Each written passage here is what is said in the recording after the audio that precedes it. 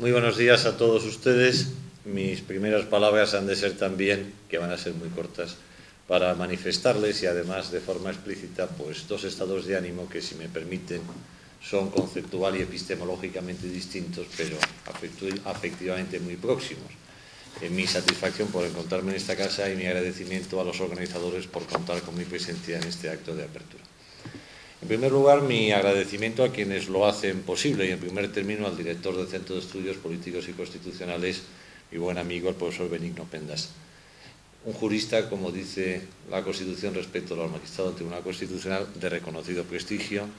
perteneciente a uno de los altos cuerpos del Estado, letrado de las Cortes Generales y además catedrático de universidad, catedrático de una asignatura tan importante en las materias de relevancia político-constitucional como es la historia de las ideas políticas. Con una magnífica experiencia de gestión en las administraciones públicas, fue director general de Bellas Artes unos años y al frente pues, de una casa emblemática como foro de reflexión, de estudio y de meditación respecto de aquellas cuestiones que ocupan y preocupan a la ciudadanía, que es el antiguo Instituto de Estudios Políticos, hoy Centro de Estudios Políticos y Constitucionales, y que con la generosidad que le caracteriza pues ha tenido a bien darme entrada en el acto de presentación de estas jornadas, ni más ni menos que para recordar a un personaje tan importante en el ámbito del derecho público y específicamente en el ámbito de la dogmática penal, a la que yo desde luego puedo aportar absolutamente nada, como es Cesare Beccaria. Y en segundo lugar, pues también manifestar mi agradecimiento al profesor Luis Arroyo, catedrático de Derecho Penal, colega, compañero y rector magnífico que fue de una gran universidad, que es la Universidad de Castilla-La Mancha. Si ustedes no lo saben, yo se lo voy a recordar, los rectores son excelentísimos, pero además son magníficos. El profesor Luis Arroyo era magnífico como rector, pero no solo por legitimidad de origen, sino por legitimidad de ejercicio. Fue un magnífico rector de la Universidad de Castilla-La Mancha. Y no solo es que fuese un magnífico rector de la Universidad de Castilla-La Mancha, sino que fue el rector que puso en funcionamiento esa universidad hoy asentada, respetada y con los mejores perfiles docentes y de investigación. Cuando yo gané mis primeras elecciones como rector de la universidad pública, en la Universidad entonces Rey Juan Carlos, no tuve que preguntar quiénes eran los rectores más importantes de las universidades públicas españolas, porque todo el mundo sabía que el rector más importante era el profesor Luis Arroyo Zapatero. Y en consecuencia me acerqué al profesor Luis Arroyo Zapatero para aprender de su conocimiento, de su experiencia y también de esa gentileza y de ese trato siempre sencillo, fácil, que brinda a las personas que se acercan a él. Y por supuesto, pues darle las gracias a todos ustedes también por la presencia en este acto. Y decía, aparte de mi agradecimiento, pues también mi satisfacción. Una de las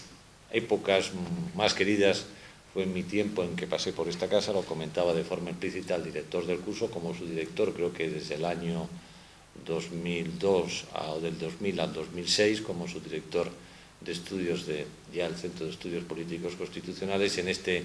maravilloso edificio Palacio de Godoy, sede del antiguo primer ministro, con esta verdaderamente fantástica escalinata de Sabatini pegada al Palacio Real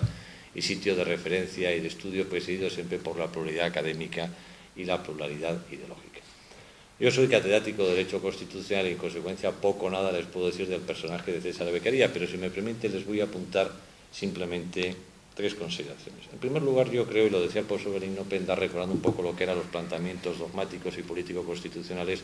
recuerda un poco al arranque de las páginas a lo que hemos escuchado de Hobbes y de Locke. Hay un poco ese tránsito del naturalismo racionalista que forja al hilo de un pacto de convivencia en el que los ciudadanos hacen dejación de parte de su libertad para que preserve el Estado sus derechos y libertades fundamentales y establezca un marco político de convivencia en paz y en tranquilidad pública.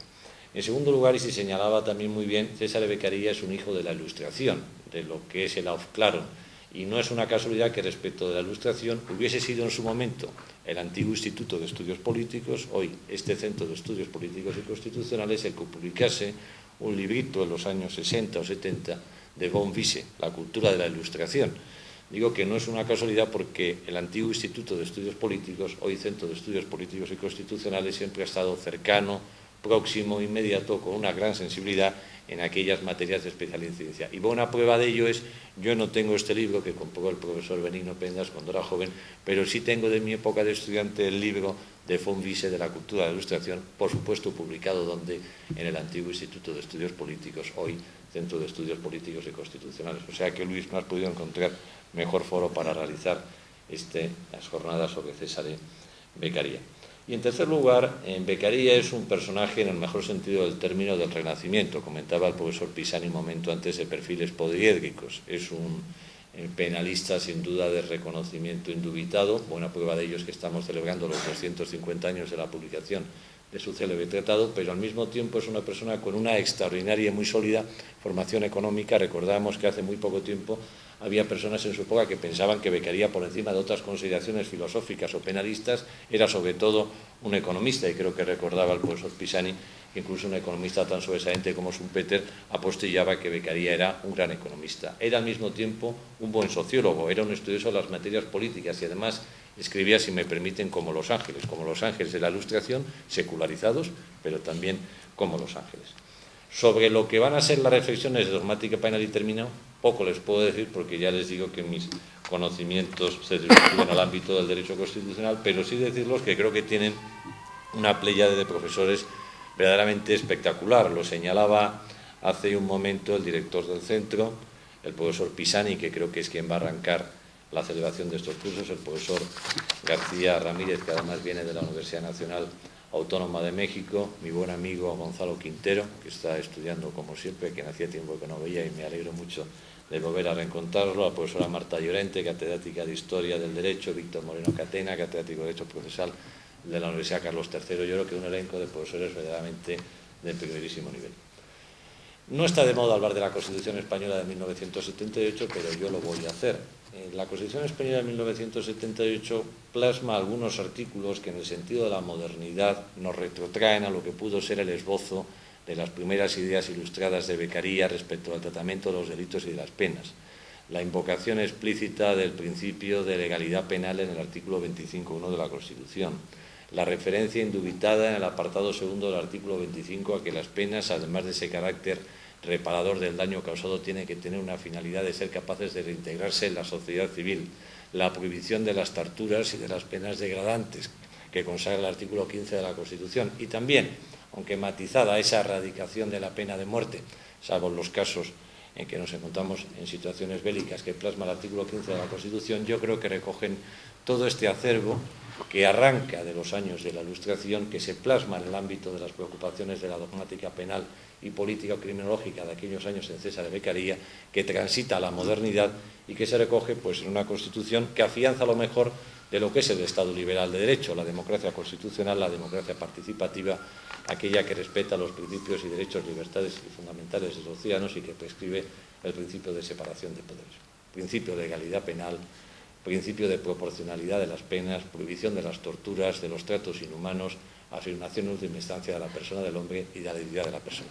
Y nada más, agradecerte, Benigno, una más vez tu generosidad y tu gentileza de darme la oportunidad de acercarme a esta que siempre siento como mi casa, augurar los mejores éxitos, dar las gracias también a mi buen y queridísimo amigo Luis Arroyo, a los demás colegas, compañeros y amigos que van a tener la fortuna de escuchar durante este tiempo, y ustedes felicitarles porque han elegido muy bien, han elegido hacer un máster en uno de los lugares de referencia político-constitucional en España y han elegido ni más ni menos que cursar